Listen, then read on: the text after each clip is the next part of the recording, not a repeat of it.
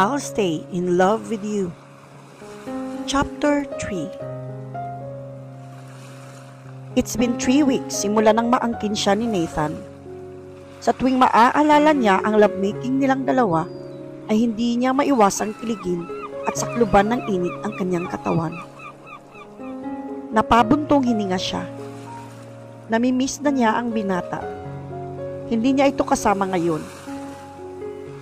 She has a photo shoot to grace the cover of a fashion magazine, and the photo shoot to take place in an exclusive resort in Palawan. They have a 15-minute break before going to work again. She has walking along the crystal clear water of the resort, wearing a 2-piece white bikini under a crocheted mini dress. Nakikipaglaro siya sa mga alon at sa puting-puting buhangin ng naturang lugar. Nathan, baby, wish you were here. Sabay tanaw sa kalawakan ng dagat. It was almost late in the afternoon. Hindi pa rin natatapos ang photoshoot ni Alexa. Ilang beses na rin siyang nakapagpalit ng iba't ibang klaseng uri ng swimsuit.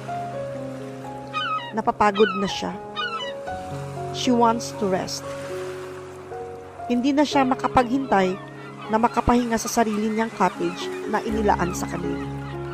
Bukas pa ang uwi nila sa Maynila, and excited na siyang makita si Nathan. Nag-promise ito na susunduin siya nito sa airport. Hindi niya namalayan na nakalapit na sa kanya ang photographer ng photoshoot na iyon. His name is Waki Villegas, one of the most sought-after photographers in town. Sumikat ito nang i-cover nito ang kasal ng anak ng isang royal blood ng Europa, and the rest is history. Kinuha nito ang atensyon niya at hindi siya komportable dito. Sa simula pa lamang ng shooting nila ay nagpapakita na ito ng pagkagusto sa kanya. Ngunit sa kagandahang asal ay naging civil na lamang siya dito for the sake of her work. Alexa dear, how about dinner tonight? Untag nito sa kanya. Nginitian niya ang lalaki. Thanks, but no.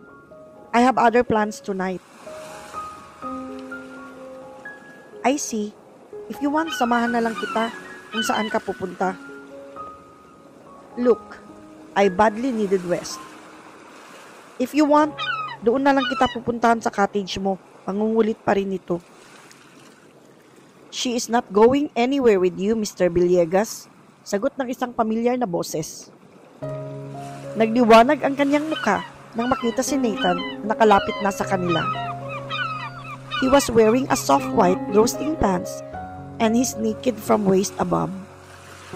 His muscular body was reflecting due to heat of the sun. Nilapitan siya ni Nathan at ginawaran siya ng halik sa mga labi, sabay akbay sa kanya. Hi baby, surprise? Gubanti naman siya dito ng yakap at buong pagmamahal na tumitig sa binata. I'm glad you're here with me.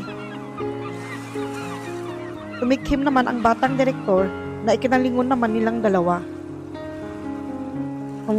Miss Benedicto, let's shoot na natin ito. You can have your free time after this. Sabi nito bago tumingin kay Nathan. Nice to meet you, Mr. Samaniego. Nakipagkamay naman ang binata kay Waki sabay tango. Same here. If you don't mind, pwede ko bang kunin si Alexa? Total, sabi mo naman na last shoot na ito and she was free to go. Sure, go ahead. And nice working with you, Miss Benedicto. Mukhang napipilitang sabi nito. Na-intimidate ito masyado sa presensya ni Nathan. Nagpaalam na ito sa kanila.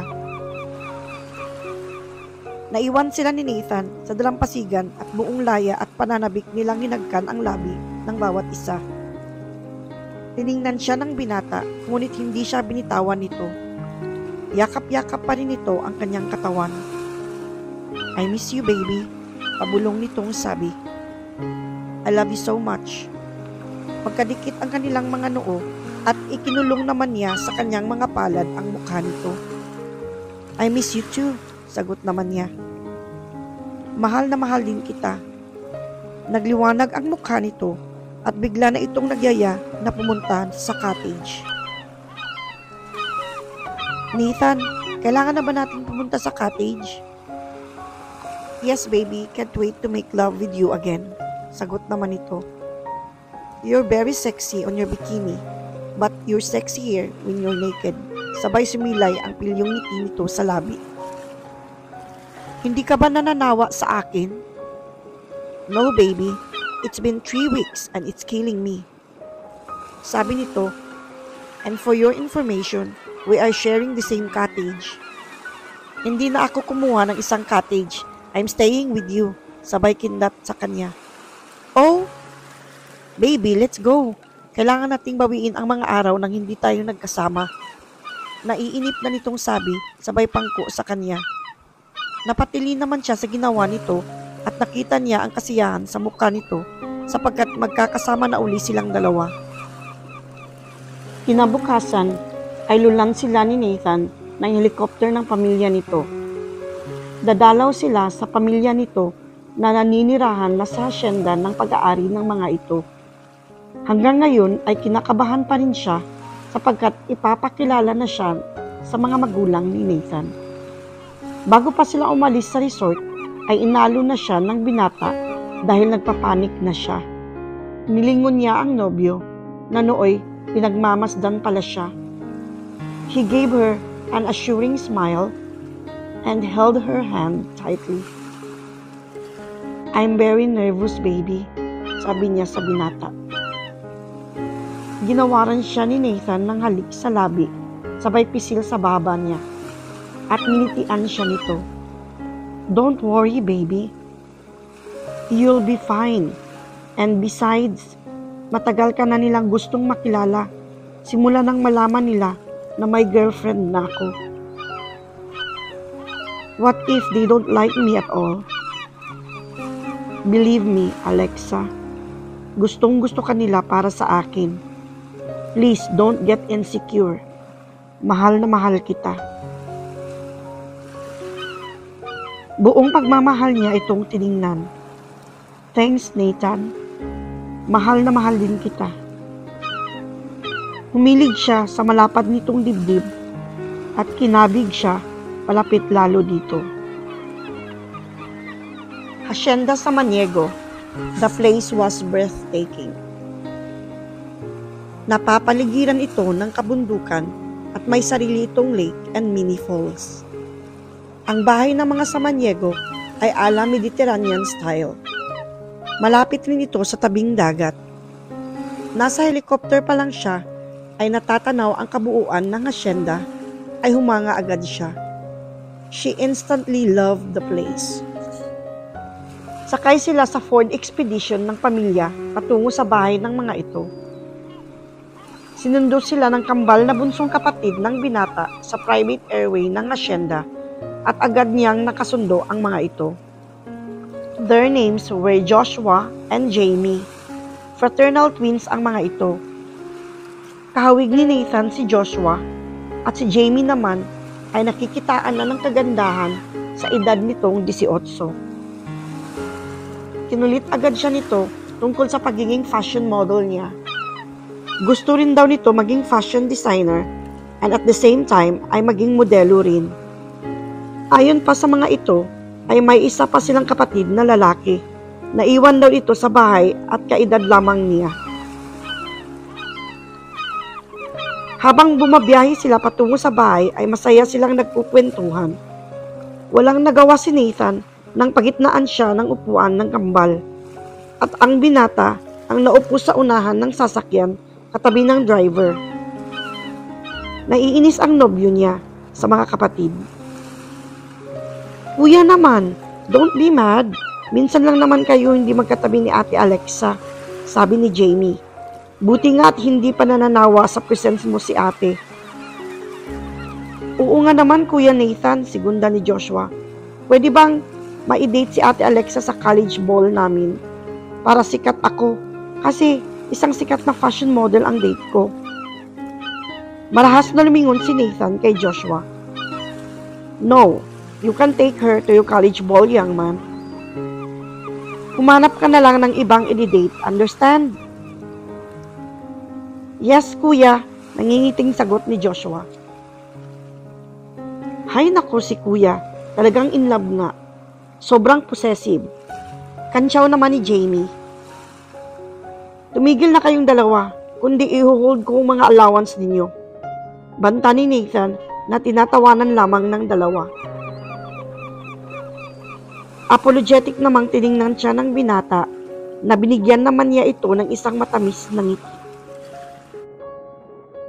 Alexa met the family of Nathan. Mainit naman siyang tinanggap ng mga ito. Nandoon din ang Auntie Sheila nito. They prepared a sumptuous lunch. Asikasong-asikaso naman siya ng mga ito sa pagkain. Napakasaya ng tanghalian nila. Overwhelmed ang pakiramdam ng dalaga sa naging pagtanggap ng pamilya ng nobyo sa kanya. Nakilala na rin niya ang isa pang kapatid nito na si Tommy, na kasing edad niya. Sa kalagitnaan ng pananghalian nila, ay hindi nila inaasahan ang ginawa ni Nathan. Kinuha nito ang atensyon ng lahat na ikinatahimik naman nila. Bago magsalita, ay tumikhim muna ito. Before my grand announcement, I would like to give thanks to my family for all the love and support they had given me. Kuya, ano bang drama yan? Kantsaw ni Tommy kay Nathan. Nagtatawanan na naman sila. Nitian naman ni Nathan sila at tumayo ito sa kinauupuan nito. Gusto ko lang malaman yung lahat na I'm very happy and I'm in love and you all know why. Sabay tingin sa kanya at ginanap ang kanyang kamay. Alexa baby, will you please stand up? Tumango naman siya at nang pagtayo niya ay napit naman siya nito palapit.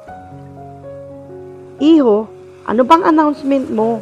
Naiinip na kami, sabi ng ama nito na si Don Gabriel. Humarap sa kanya si Nathan at halatang kabado ito sa anumang gagawin nito. Napapabuntong hininga ito at mataman siyang tinitigan.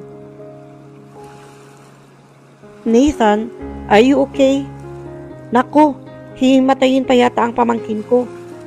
Nagulat siya nang biglang lumuhod sa harapan niya si Nathan.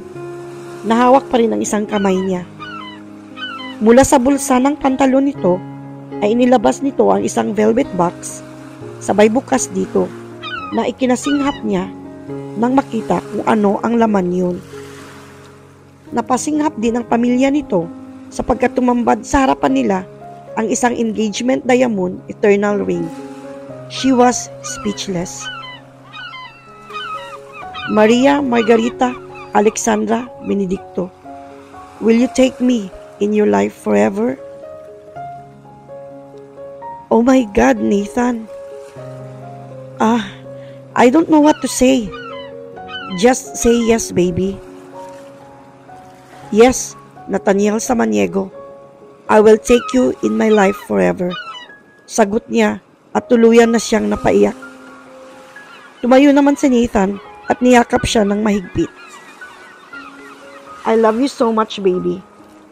I love you too, Nathan.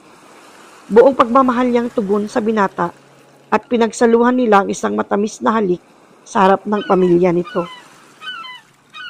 Narinig nilang naghiyawan ang pamilya ng binata at nang tingnan nila ang mga ito, ay napansin nilang nag-iiyakan ang butihing ina nito na si Doña Isabel at Auntie Sheila. Tuwang-tuwa naman ang mga kapatid nito at halatang kilig na kilig si Jamie. This calls a celebration, sabi ni Doña Isabel, at nilapitan na sila ng buong pamilya upang mayakap sila sa labis ng katuwaan. Later that night, Alexa and Nathan were lounging at the Balinese-inspired open-air cabana located few meters away from the main house. It has a private jacuzzi overlooking the ocean. Alexa was beautiful in her white spaghetti-striped summer dress. He was wearing a white roasting surfing shorts and white sando. They gazed lovingly with each other while sipping champagne. Pagkatapos ubusin ang laman ng kupeta, ay ibinaba niya ito sa bedside table at tinaplos ang pisngi ng nobya. I love you. Thank you for coming into my life. Inuha nito ang kamay ng dalaga, sabay halik sa mga ito. You're so beautiful. I love you too, Nathan. Nag-i-enjoy ka ba dito? Yes, enjoy na enjoy ako dito. The place is so relaxing. And I enjoy the company of your family. Mababait sila sa akin. Nahiga na rin siya sa tabi nito habang magkasiklop ang mga kamay nila. Iniuna naman niya ang kanyang ulo sa braso niya. In a few months' time, you'll be Mrs. Nathaniel Samaniego and will be going to have a children. Patagilid siyang humarap sa dalaga at dinampian niya ito ng halik sa labi. Umaibabaw na siya sa dalaga at iniyakap naman ito ang mga braso sa liig niya. Hindi nito maiwasang mapangiti nang maramdaman ang kagandahan ng pagkalalaki niya.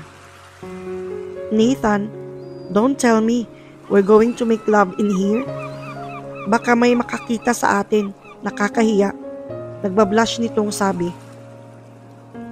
Believe me, walang makakakita at makakaistorbo sa atin. Pagkasabi niya ay bigla siyang tumayo at isinara ang kurtina.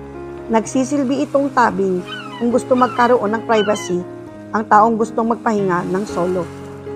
Tulad na lang ngayon. Magsisilbi itong love nest nilang magkasintahan. Matapos maisara ang mga kurtina, ay tinabihan na uli niya ang dalaga. Kinubabawan niya ito at sinimulang damhin ng mga kamay niya ang mga kalambutan at kakinisan ng katawan nito. Heat slowly covering his body. He felt that Alexa is ready to accept him. He kissed her hungrily on her lips and started undressing her. He unhooked her bra and cupped her one breast. Napaungol ito nang paglaruan niya ng daliri niya ang tutok niyon. He left her lips and started kissing her neck until his lips found her other breast. Napalayad ang katawan nito nang simulang pagtutuunan ng pansin ng bibig at dila niya ang nipple nito na tayong-tayo na. Naging abala naman ang mga kamay niya sa paggalugad sa pagitan ng mga hita nito. Lalong napaungol ito sa ginagawa niya. His lips left her breast and traveled down to her navel. His tongue played with her navel and continues to travel down until he found her femininity. Alexa felt Nathan's breath on her womanhood. She saw that he was starting on her own sex while playing with his fingers, and his face starts to become red. Nathan felt that she was looking at him, and he gave her his dashing smile. You're beautiful, baby. Lalo siyang namula sa tinuran nito. You're staring at my... Hindi nga maituloy ang sasabihin sapagkat sa sobrang kahihiyan. Will you please stop staring at my... Natawa ang nobyo sa kanya. Can't help, baby. It's so beautiful and wet. He stopped playing with her womanhood, and she didn't expect what she did next. He slowly kissed with her womanhood and played with his tongue until he became aggressive in tasting her bud. Hindi niya mapigilang mapaungol ng malakas dahil sa ginagawa nito sa kanyang pagkababae. Patuloy pa rin itong hinahagkan at pinaglalaruan ng dila ang kanyang pinakasensitibong parte ng katawan na lalong nagpapainit sa katawan niya. Oh my God, Nathan! Napapakagat-labi siya habang pabiling-biling ang kanyang ulo. Sa hindi inaasahan ay nakaramdam siya ng paglabas ng mainit na likido mula sa kanyang pagkababae. Tanda ng kanyang kasukdulan, hindi rin niya napigilang mapasigaw dahil doon. Nathaniel. Naramdaman niya, nag-angat ito ng mukha at nabungaran niya ang nakangiting mukha nito. You taste so sweet, baby, sabi ng binata sa kanya.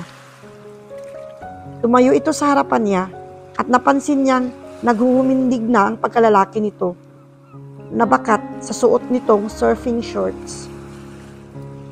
Bago pa ito nakapaghubad, ay lumuhod siya sa harapan nito na ikinagulat ng nobyo. What are you doing, baby? I'm returning the pleasure you have given me moments ago, sagot niya. Sinimulan na niyang kalasin ang pagkatali ng suot nito. Tumambad agad sa kanya ang naghuhumindik na pagkalalaki nito sapagkat wala pala itong suot na brief. He inhaled sharply when she held it with her bare hands and started caressing his ultimate jewel. After playing with her hands, she licked the tip of his manhood with her tongue. She heard him let a loud moan comes from his mouth. Baby, that is so good. Oh baby.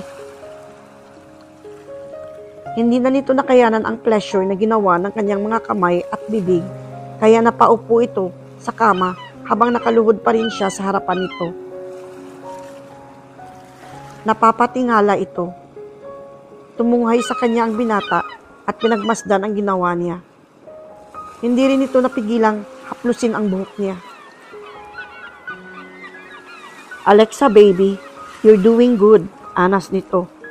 Maya-maya pa ay naramdaman niyang inangat nito ang mukha niya kaya napatigil siya sa ginagawa. Why? Nagtatakang tanong niya. I want to get inside you. Sabay haplos sa pisngi niya. Dahil sa sinabi nito ay tumayo na siya at kumandong sa binata. Napaungol ito nang magdaiti ang kanilang kasalanan. She sits astride him. When he looked at her, she saw passion and desire.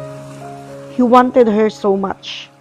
At dahil doon, siya na ang kusang gumalaw sa ibabaw nito habang napayakap ang mga braso niya sa liig nito. Ang isang kamay ng binata ay nakayakap sa kanyang bewang at ang isa naman ay sumasapo sa dibdib niya. She felt his hard manhood caressing the walls of her femininity. He was deep inside her and she moved slowly first, then faster and faster on top of him. Alexa, come with me, he demanded raspily. Come with me. Yes, Nathan, I'm coming with you, she answered back. Dahil sa sobrang pagmamahal nila sa isa't isa at sa sobrang kasidhian, ay sabay nilang narating ang kasukdulan. She felt his hot liquid burst into her womb. Ilang sandali pa bago sila bumalik sa huwisyo, ngunit nakakandong pa rin siya sa binata. Niyakap siya ng mahigpit ng binata at ginawaran siya ng halik sa labi. Baby, I love you so much. I love you too, Nathan. Naramdaman niyang inangat siya nito at dahan-dahang inihiga sa kama at kinumutan siya. Nahiga rin ito sa tabi niya at sumukob sa kumot na nakabalot sa katawan niya. Niyakap naman siya nito at inihilig ang ulo sa dibdib niya. Hinaplos naman niya ang buhok nito. Unti-unti na ring lumulukob sa katawan niya ang pagod at nakakaramdam na siya ng antok. I'm so tired, baby, sabi niya sa nobyo. Tiningala siya nito at ginawaran siya ng halik sa labi. Sleep tight, baby. Mahal na mahal kita, sabi ng binata sa kanya. I love you too. Nilamon na ng antok ang diwa niya pagkatapos niyang sagutin ang binata. Alexa and Nathan went back to Manila after their 2-day stay with his family in Palawan. Abala uli silang dalawa sa kani-kanilang trabaho, lalo na si Alexa. Balak na niyang tapusin ang mga natanguan niyang kontrata sa pagmomodelo sapagkat balak niyang magpahinga muna. She thought it's about time na pagtutuunan naman niya ang pinaplano niyang business. She wants to be a successful career woman and at the same time a good wife to Nathan and a loving mother to their kids. Kinikilig siya sa isiping yun at di niya maiwasang mapangiti sa naiisip niya. Bumalik lamang siya sa sarili nang sabay tumikim ang Kuya Albert at si Jolo. Kasama niya ang dalawa sa isang mamahaling Italian restaurant. Napatingin siya sa dalawa na di mapigilang mapangiti. What? May problema ba? Ang cute mo kasi pag nagdi-daydreaming ka, Kas, pang-aasar ni Jolo. So, inggit ka, sabay ismid, at nilantakan uli ang paborito niyang fettuccine Alfredo. Sis, lakas mo atang kumain ngayon. Pang-dalawang order mo na yan, sita ng kapatid sa kanya, pero mukhang aliw na aliw naman ito sa panunood sa pagkain niya. Order pa ba ako ng isa? Okay na ito kuya, pero ipag-take out mo na lang ako ng dalawa. Dahil sa tinuran niya, ay nasa mid si Jolo. Alexa, sure ka? Di ba bawal sa'yo ang kumain ng maraming carbohydrates? Napakibit balikat lamang siya. Sa gusto kong kumain eh. And Jolo, walang basagan ng trip sa bad ng kapatid niya. Nagkibit balikat lamang si Jolo, biglang pagtugon at nilantakan na lang uli niya ang paborito niyang pasta. Nathan has unexpected visitors that afternoon. It was his ex-fling Maris and Jaime Del Cielo. Of all people. Nagtataka siya dahil magkasama ang dalawa at nakakaamoy siya ng panganib. Kapag ganoon ang ambience sa loob ng opisina niya, ay hindi umaalis sa tabi niya ang kanyang sekretary na si Linda. Nakaantay ito sa anumang mangyayari. Napaka-formal ng pakikiharap niya sa dalawa. Hindi na siya nagpaligoy-ligoy at tinanong agad niya kung ano ang pakay ng dalawa. What brought the two of you here? Formal na tanong niya sa dalawa at mataman na nakatingin siya sa mga ito. Tumikhim si Jaime at nabaling ang tingin niya dito. Actually, sinamahan ko lang si Maris pumunta dito. By the way, kinakapatid ko siya because her father is my ninong and may gusto siyang sabihin sa'yo. Hindi niya nagustuhan ang paraan ng pagngisi nito sa huling binitawan na salita. What is it, Maris? Baling niya sa babae na hindi makadiretso ng tingin sa kanya. Sa Maniego, be nice to her or else, banta ni Jaime sa kanya. Or else what? Jaime, please. Sa wakas at nagsalita na rin si Maris. Hindi ko ito kaya. Umuwi na lang tayo. Binalingan naman ng binata ang dalaga at pinigilan ito makatayo mula sa kinaupuan. Kung hindi mo kayang sabihin, ako ang magsasabi sa mayabang na ito, sabi ni Jaime. Natahimik naman ang babae at nagsimula ng humikbi. Tuluyan na rin siyang binalingan ni Jaime at galit na galit ito sa kanya.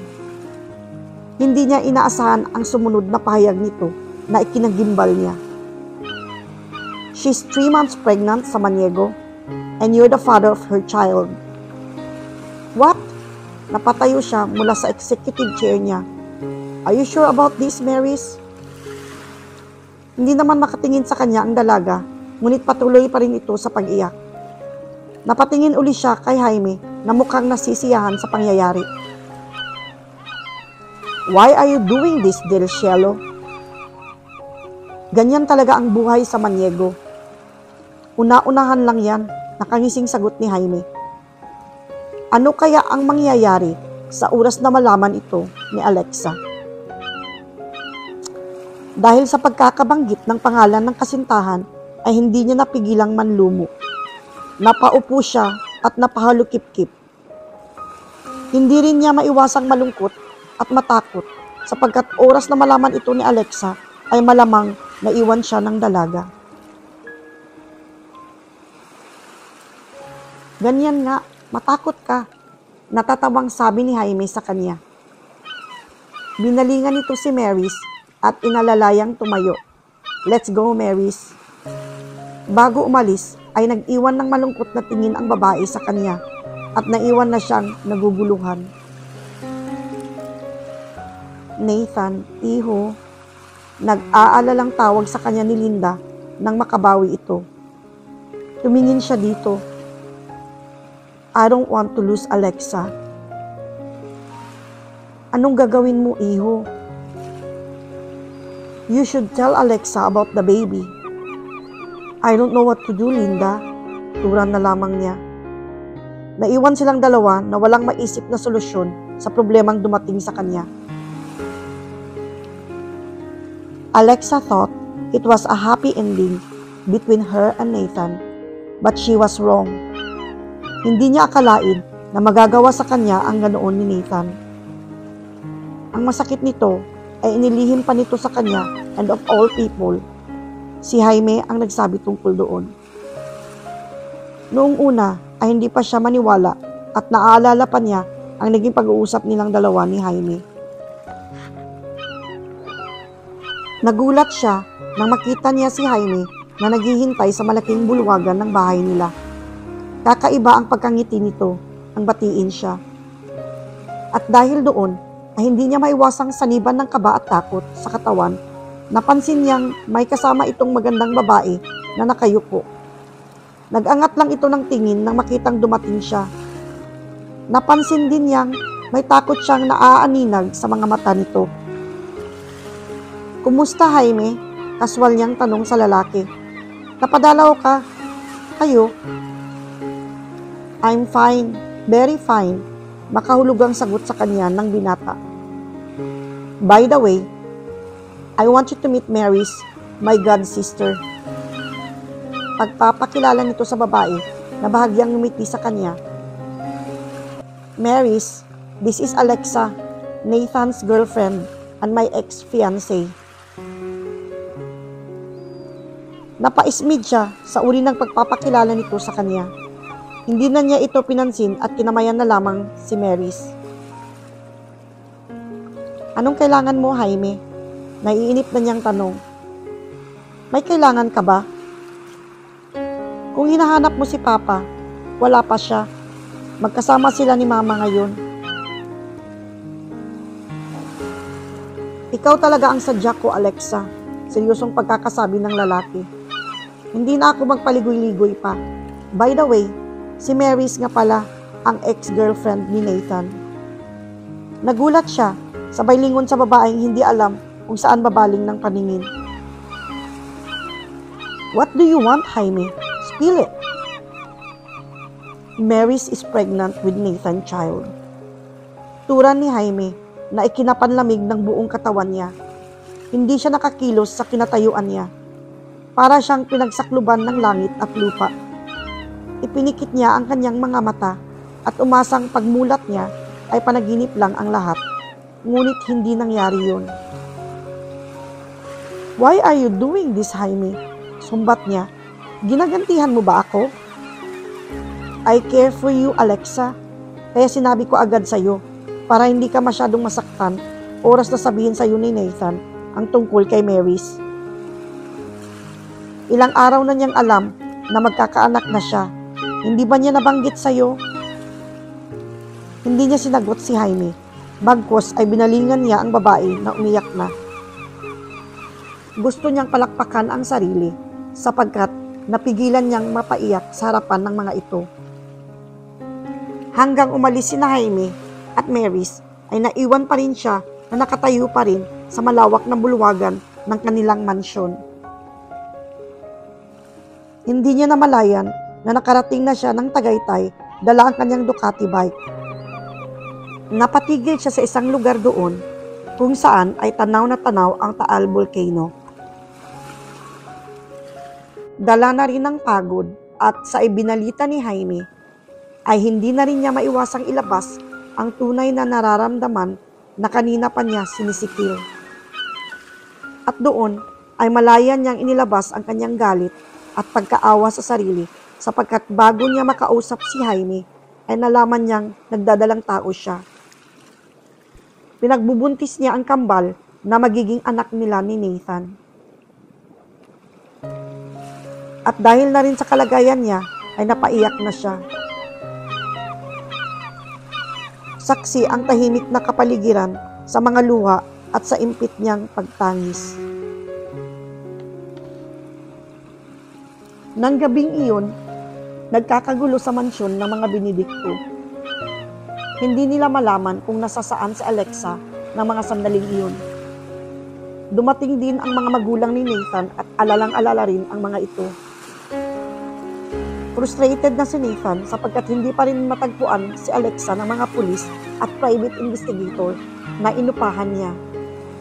Pinipilit niyang magpakatatag sapagkat kailangan niya ng lakas. Pero sa totoo lang ay mamamatay na siya sa sobrang takot. Hindi rin niya makontak ang cellphone ng dalaga. Nalaman na lang niya na nawawala ang dalaga nang tawagan siya ni Albert kaninang alas 8 ng gabi. Akala ng huli ay magkasama silang dalawa. It's already 12 midnight and wala pa ang dalaga. Nagsisimula na ring uminit ang ulo niya. Nasighalan na niya kanina ang mga yun at pinakalma naman siya ni na Albert at Jolo. Napansin na din niyang pareho nang umiiyak ang kani-kanilang mga ina habang inaalo ang mga ito ng mga asawa. Nakita rin niyang masinsinang kinausap ni Albert at Jolo ang mga pulis at parehong nakatiimbagang ang mga ito. Hindi niya makayanan ang mga eksena sa loob ng bahay kaya nagpasya siyang lumabas sa hardin at doon niya malayang pinakawalan ang mga luhang kanina pa niya pinipigil. Alexa baby, where are you? Usal niya sa sarili. Biglang pumasok sa isipan niya na baka nalaman na nito ang tungkol kay Mary's. Imposibleng mangyari yun, pero posible din. Ipinilig niya ang kanyang ulo para iwaglit sa isip niya ang tungkol doon. Maya-maya pa'y nakarinig siya ng kaguluhan sa loob ng bahay, kaya dali-dali siyang pumasok doon. Nakita agad niya ang dalaga na kararating lang. Pinagkakaguluhan ito ng buong pamilya at tinatanong ito kung saan nanggaling. Panay-iling lang ang mga sagot ng dalaga. Hindi na siya nakatiis at dali-dali niyang nilapitan at niyakap ng mahigpit ang nobya. Oh my God, Alexa baby. Thank God you're here. Agad niyang napansin na hindi man lang gumanti ng yakap si Alexa. Nang tingnan niya ito, ay nanlamig siya sa paraan ng pagkakatingin ng dalaga sa kanya. Napansin niyang may halong galit at lungkot ang mga mata nito. Namumugto rin ang mga mata nito na mukhang galing sa mahabang pag-iyak. Where have you been, Alexa? Maautoridad na tanong ng ama nito. Pinag-aalala mo kaming masyado. Fidel, wag mo munang sitahin ang anak mo. Pagpahingahin muna natin siya, sabi naman ni Doña Sofia. Oo nga balae, segunda naman ng mga magulang niya. Napansin niyang naiirita na ang dalaga at namumutla na ito. Mukhang may sasabihin pa ito, ngunit bago pa nakapagsalita si Alexa, ay nawalan na ito ng malay sa harapan nila na maagap naman niyang nasaklolohan bago pa ito bumagsak sa malamig na sahig.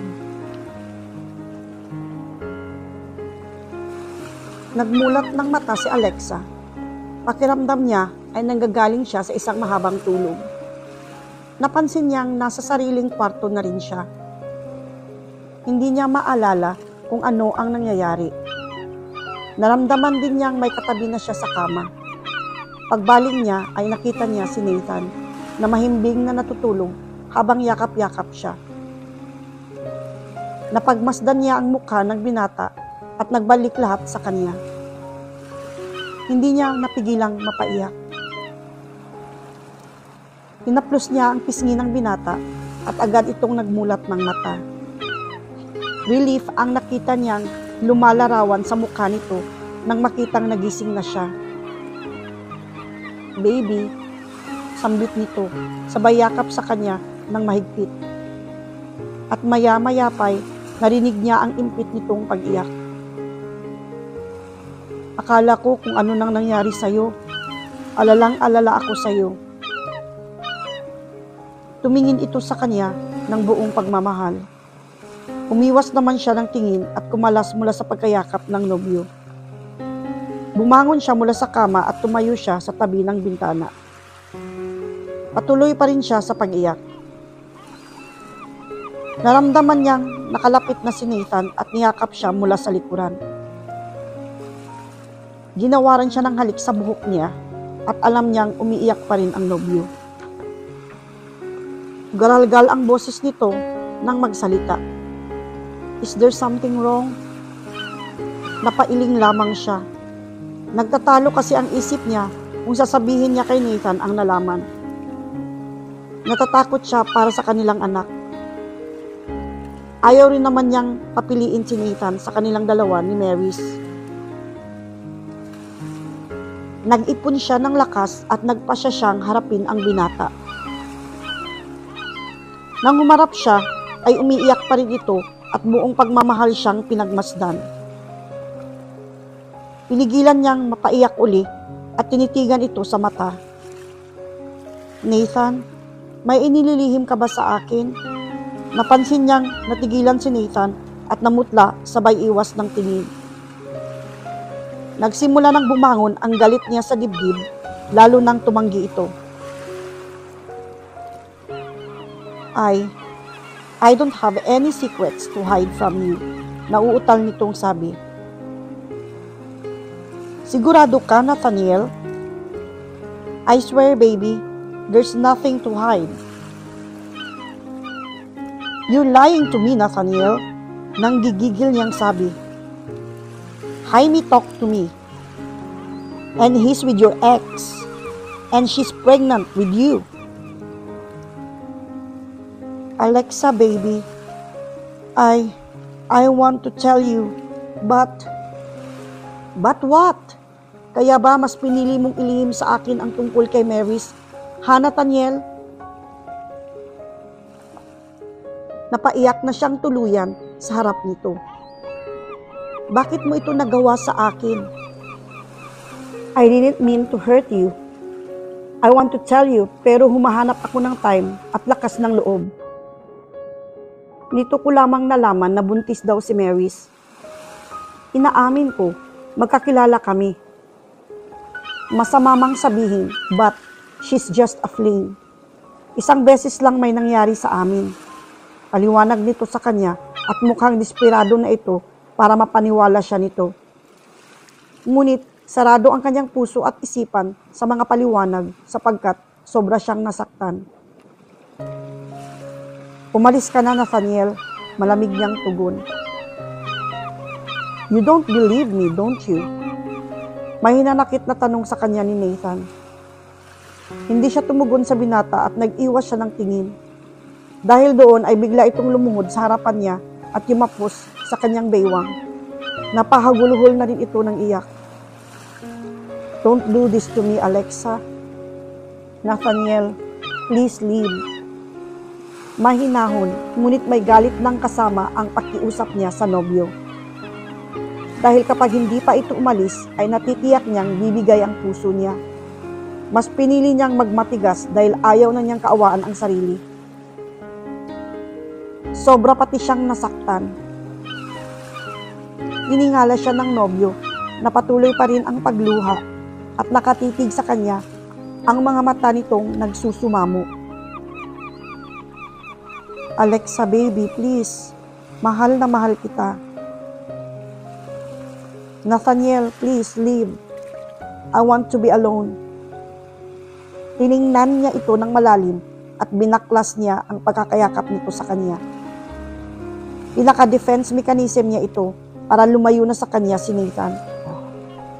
Kahit ang kapalit nito ay pagkadurog ng kanyang puso. Kapag nagpupumilit ka pa, Nathaniel, isusumpa ko at kakamuhian kita. Nagulantang naman ang binata sa tinuran niya. Umalis ka na.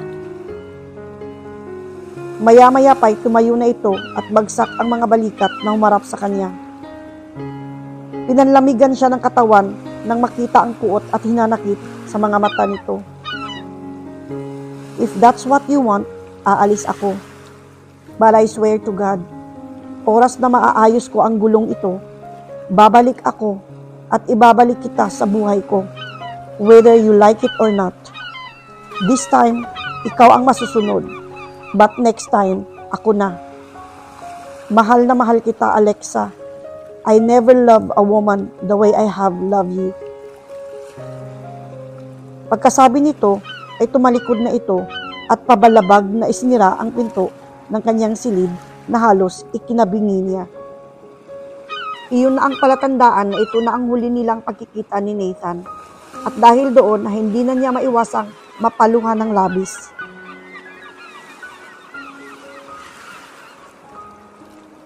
Araw-araw niyang pinupuntahan si Alexa, pero talagang pinagtataguan siya ng dalaga. Nahihirapan na siya sa sitwasyon nila. Mababaliw na siya sa kaiisip. Tinangka din niyang kausapin si Mary's, ngunit sa tuwing kakausapin niya ito, ay pinamukha sa kanya na siya talaga ang ama ng batang pinagbubuntis nito. Hindi rin ito pumayag na hindi niya papakasalan ito.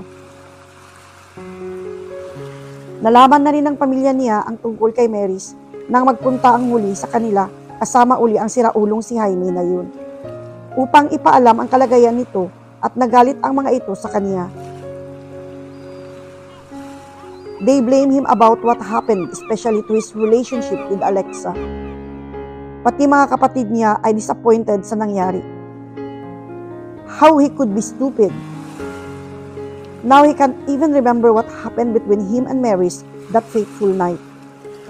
They were both drunk and hindi na rin niya alam kung gumamit siya ng proteksyon o hindi. Yes, he was a merciless playboy those times, pero nagbago ang lahat nang una niyang makita si Alexa. He knew she was the one, kahit hindi pa niya ito nakilala at nakikita in person. And when he saw her, na muntika na niyang mabangga, doon niya napatunayang talagang mahal niya ang dalaga. God, he was hurting so badly. Nakarma na nga yata siya sa mga pinaggagawan niya noon. If he had one wish in his life right now, is to be back in the arms of his beloved Alexa. Hindi na niya maiwasang mapaluha sapagkat miss na niya ang dalaga. It was killing him for the past few days. Sa eksenang iyon siya naabutan ni Jolo na hindi na niya namalayang nakapasok sa opisina niya. You're fucking shit, man. Naiiling na sabi sa kanya ni Jolo. You look awful. Mabilis niyang pinahid ang kanyang mga luha at diretsong tumingin sa kaibigan. What are you doing here? I'm busy. Matabang niyang turan sa binata. Tila baliwala naman dito ang sinasabi niya at naupo pa ito sa silyang kaharap ng lamesa niya. Yeah, right? Busy moping for Alexa? Nangaasar na sabi nito. Ano? Naaayos mo na ba ang problema mo tungkol kay Mary's? I have a suggestion. Ipadiin mo ang nasa sinapupunan niya para malaman mo kung sa'yo nga ba ang bata. What if sa akin nga ang bata? I can't marry Mary's, but I will lend my financial support for the kid and marry Alexa. Kaso, di niya na ituloy ang sasabihin sapagkat naunahan na siya ni Jolo. Kaso ayaw namang pumayag ni Mary's na hindi mo siya pakasalan. Honestly speaking pare, feel mo ba na talagang sa'yo ang bata? You know, lukso ng dugo, sabi ng matatanda. I don't feel anything because what matter most is Alexa. Napabuntong hininga siya sa pagkakabanggit sa pangalan ng dalaga. How was she, Jolo? Is she fine? I don't know how my cousin was. Hindi nagpapakita sa amin, lalo na sa akin. I heard lately na hindi na tumitira sa bahay nila. Pinagtataguan din ako ni Alexa. Nag-aalala ako sa kanya. Malungkot niyang pahayag. I miss her so bad, Jolo. She's my life and everything. Huwag kang susuko, Nathan. I'll help you. Malungkot na pahayag niya. May sasabihin pa sa kanya si Jolo, nang biglang tumunog ang intercom at pumaalin lang ang boses ng sekretarya niya. "Yes, Linda?" Iritadong tanong niya. "Alexa's here." "Papasukin mo na siya, Linda." "So I have to go now, my cousin's here."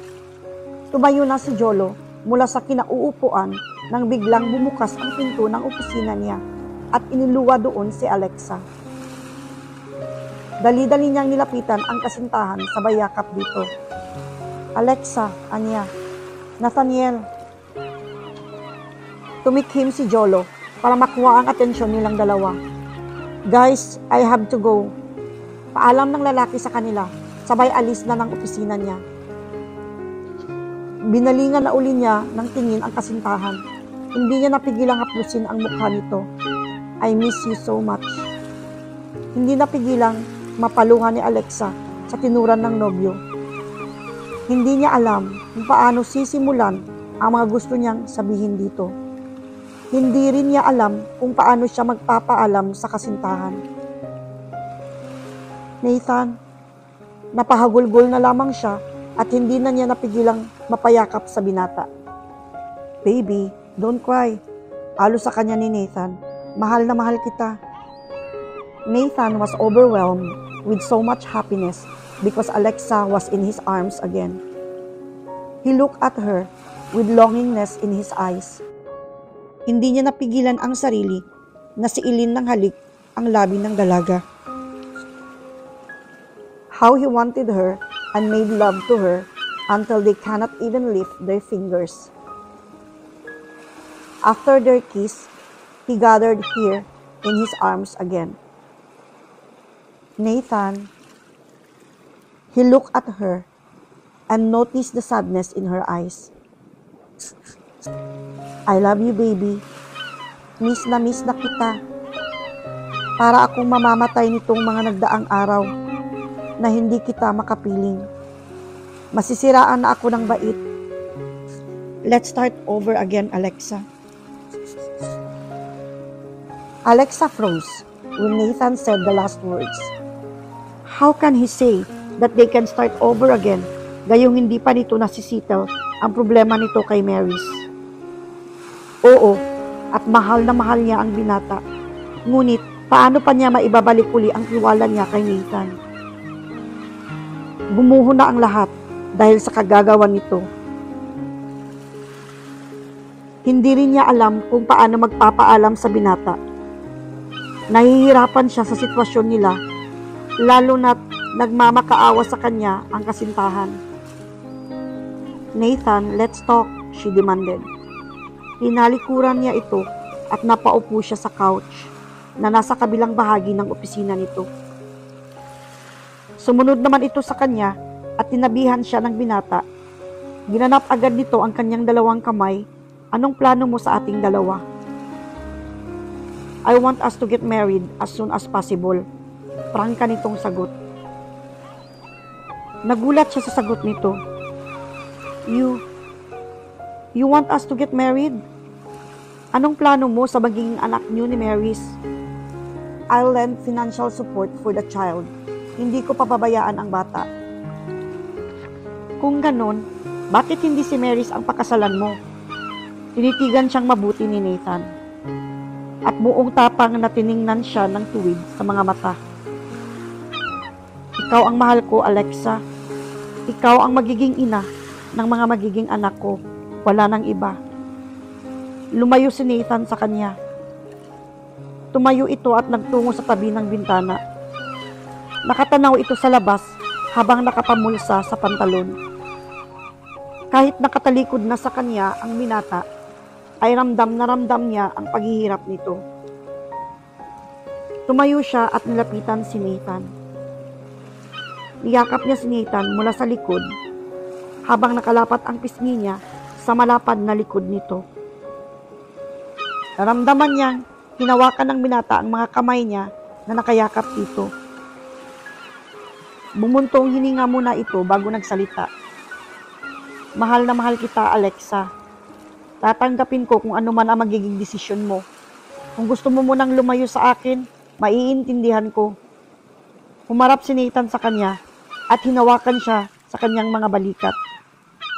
But I will make promise that we will be together forever. Nathan, usal niya. Idinampi ni Nathan sa kanyang mga labi ang daliri nito. Shh, you don't have to say anything. I understand. Garalgal na ang boses ng binata. Ganun kita kamahal, Alexa. Tuluyan na itong napaiyak sa kanya.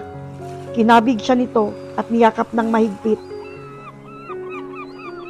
Nathan, hanggang kailan matatapos ang problema na ito?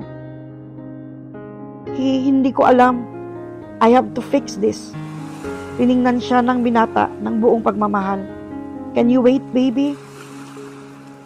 Of course, I can wait. Ngunit sa kaibuturan ng puso niya ay may pagdududa kung kaya nga niyang maghintay. Mahal na mahal niya ang nobyo. Ngunit makakaya ba niyang magpaligaya sa piling nito habang may mga taong nasaktan, lalo na't may madadamay na isang inosenteng bata? Pero kung ganoon ang mangyayari, mabuti pang magpaubaya na lamang siya. Alam niyang mahirap, pero kakayanin niya alang-alang sa magiging anak nila ni Nathan. At sa oras na lumaki at nagkaisip ang kanilang mga anak, ay hindi niya hayaang kamuhian ng mga ito ang kanilang ama. Ipapaliwanag niya sa mga ito kung bakit naging ganoon ang naging pasya ng daddy nila. Alexa, I love you. Sabi sa kanya ng binata, sabay siil ng halik sa kanyang mga labi. Let's make love. Yes, Nathan. Sabay yakap niya sa binata at pinangko na siya ni Nathan patungo sa private bedroom nito sa opisina. And for the last time, Alexa made love to Nathan like there's no tomorrow. Without Nathan's knowledge, she will leaving him for the sake of their children. She knows that someday Nathan will forgive and understand her, and maybe he will thank for her for what she did, or maybe not. To be continued in chapter 4. Thank you for listening.